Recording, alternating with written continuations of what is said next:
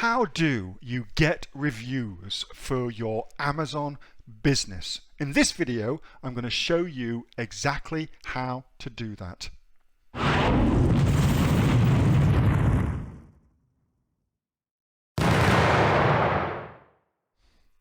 Amazon has made it harder and harder to get reviews for your business. So in this video series, I'm going to show you exactly how to go about engineering your own reviews for your Amazon store. Now, if you haven't subscribed already to my channel, you want to do that because this is part of a seven video series all about a heap of different ways to get reviews for Amazon, ranging from completely white hat to absolutely black hat. So you want to make sure you subscribe. In this video, I'm going to break down everything about Amazon reviews, how to go about getting them, and what's important when you do engineer them.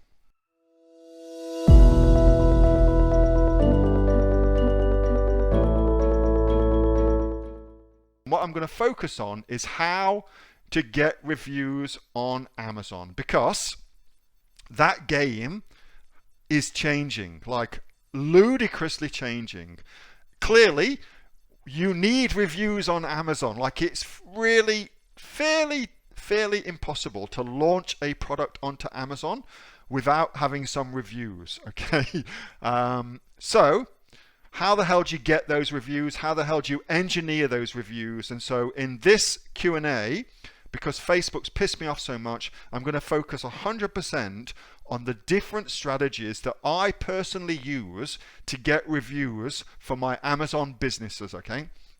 Now, some of these strategies I'm going to share with you are going to be what we call black hat. Now, black hat, all that means is, it means it goes against Amazon's terms of service. That's what that means, okay? So if I ever refer to something as being black hat, it means it goes against, completely contrary to Amazon's terms of service, and therefore you should make your own decisions about whether or not you use that strategy, and you should take responsibility for any consequences from using it. I'm just going to tell you what I do, and then it's entirely up to you what the hell you do, okay?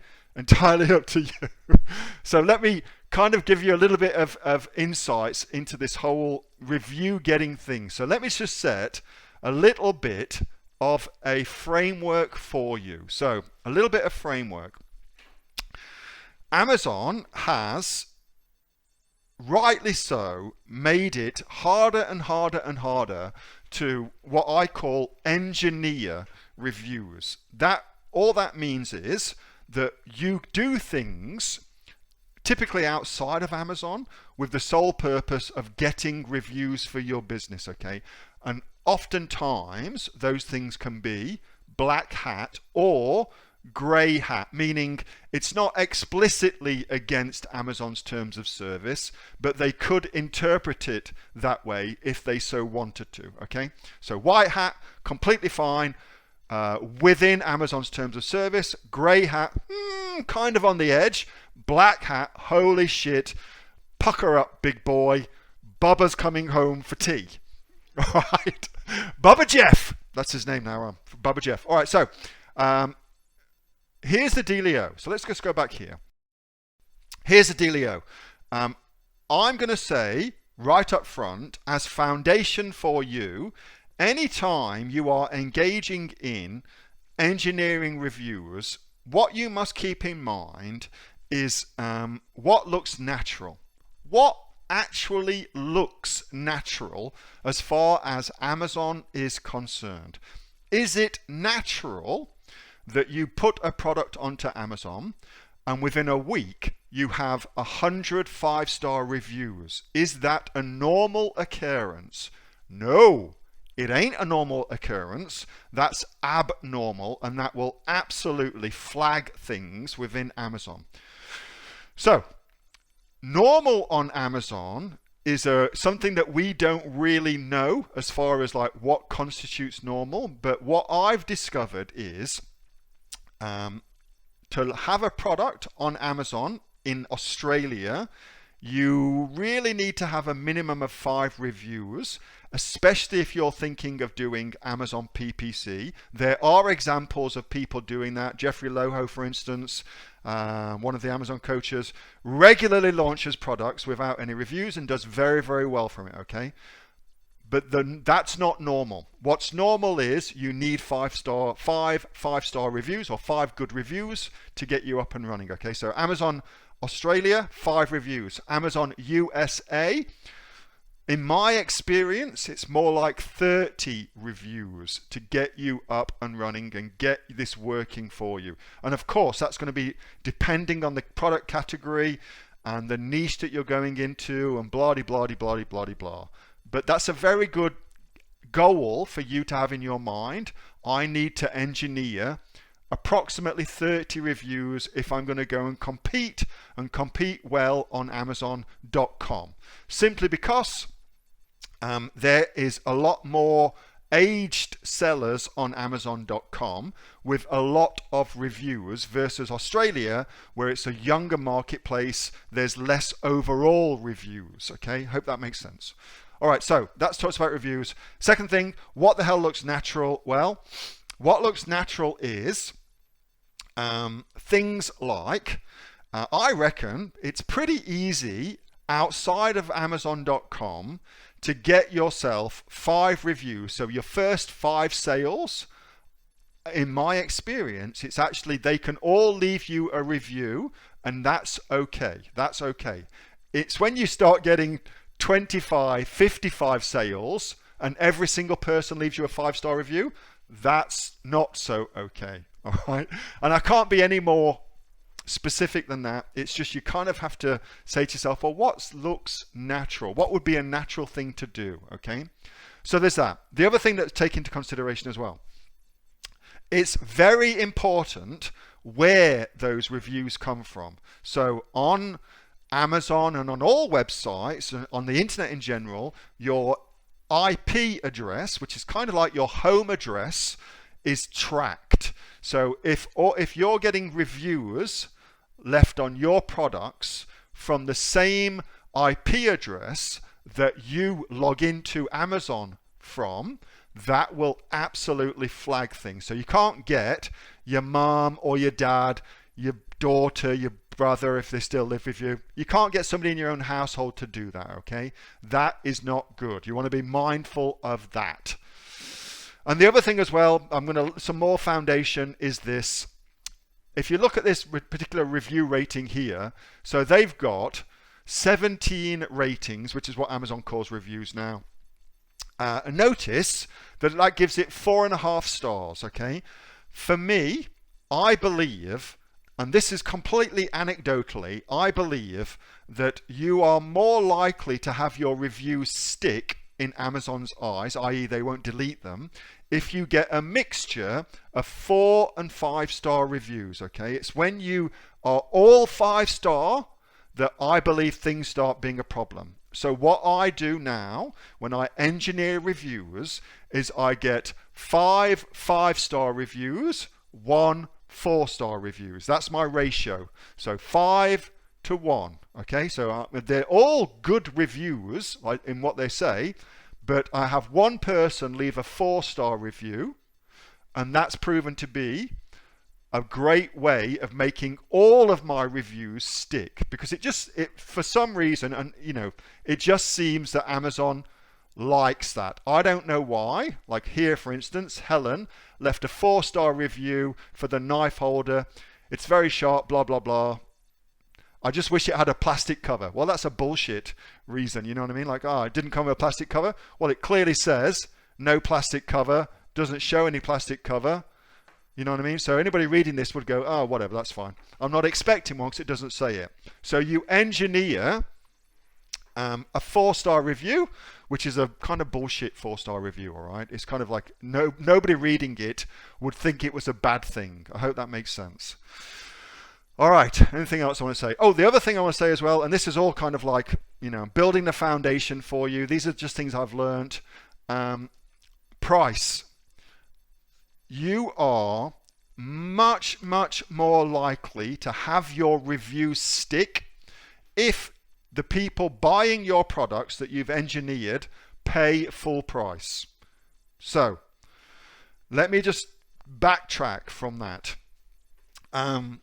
There is a big difference between launching a product on Amazon and getting reviews on Amazon.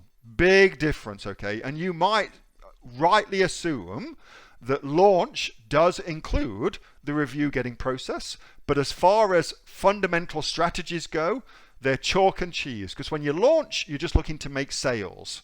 When you're looking to get reviews, you're looking to get the reviews and then they stick, all right? Different strategies. So when I am specifically looking for reviews, engineering reviews, my product gets sold at full price, no discounts, no coupons, okay? Just for review getting. So I'm selling at full price. Remember, I get that money back anyway. Doesn't matter, I get it back anyway. It's not like I'm paying for the full price of that. It just means I'm going to get the person to give me the review at full price. Therefore, I'll get a full price review, verified review, all good, okay? All good. Don't use VPNs. Listen to what I'm telling you. Don't try and game the system any more than I'm letting you game the system now, okay? Stick with what I'm telling you. This is what I know works. Anything outside of what I'm telling you now that you personally want to try, go for it. I cannot speak to the efficacy of that strategy because I'm just going to share with you what works for me, okay? All right, so with regards to price, if you do want to reduce the price of the product so that you are not having to pay out as much money to Amazon in fees and commissions, specifically commissions, then be very, very careful. Do not reduce the price by any more than 10%, because you will, if you do, and you start making sales at that reduced price, and you will, because that's what you're doing, you will then find it hard to raise your price again, okay? So if you drop it by 50% the price, and then try to put it up by 50%, your listing will get suppressed because Amazon, that flags in Amazon's system. 10% seems to be A-OK, all right? So you can drop it by 10%. Don't do any more than that. You risk getting your listing suppressed if you do that because Amazon wants consistency of pricing. All right, I think that is everything that I wanted to kind of say in regards to that. So with regards to direct communication, hopefully you guys have all been in and read this.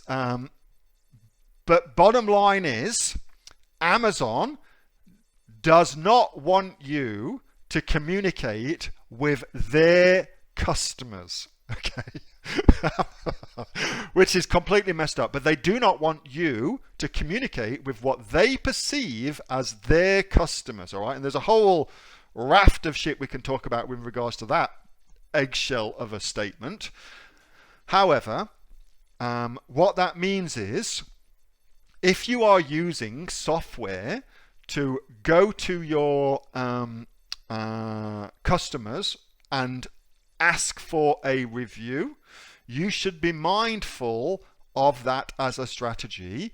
And I personally believe that strategy's days are numbered. That is, as a strategy, the days are numbered for that particular strategy. Amazon simply does not like it. You only have to read the communication guidelines and their comments on direct communication to see that they don't want you to do that. So if you're using any like Helium 10, what else does that? Kibli and all those kind of softwares, especially in America, I personally don't get that that's a good strategy. I believe ultimately those reviews will get deleted. All right, so that's what I've seen, the writing on the wall as far as that. So they don't like it. You just have to read this to see that all they want you to do is transactional based emails about the product. They don't want anything marketing related. They don't want anything review related. Nada, nothing. They don't like it. They don't like it. So if it were me, especially in America, I would personally stop that. In Australia, you could argue that there's some more time to go with that. The UK the same. But what I've seen is that is not something they really like. And what happens is their MO all the time is to say in their terms of service, hey, we don't like this. Nobody takes any action, because of course, why would you? And then they retroactively stop it and delete everything. They do it heaps. So that's fair warning for you. Anyway, so that's their communication guidelines. If you don't know what the hell to do with these orders, it's very, very simple. It's where a customer comes to do that, and they can come and write a product review right there, which is great. Or you can ask for a review right here. You get 30 days to do that. That is the better way of doing it, to kind of request a review there. So using Amazon's own internal service. And then the email gets sent, which is in line with what Amazon wants to send to them, okay? For now, that's what I am doing. That's what I am doing, okay? Hi, I'm Neil-Asher from the Aussie Online Entrepreneurs, and we've helped over 2,000 people right here in Australia start their very own profitable Amazon business and go from zero to over $50 million in sales and growing on Amazon right here in Australia. We're the largest community of online sellers anywhere in Australia, and you can find out more at AussieOnlineEntrepreneurs.com.au.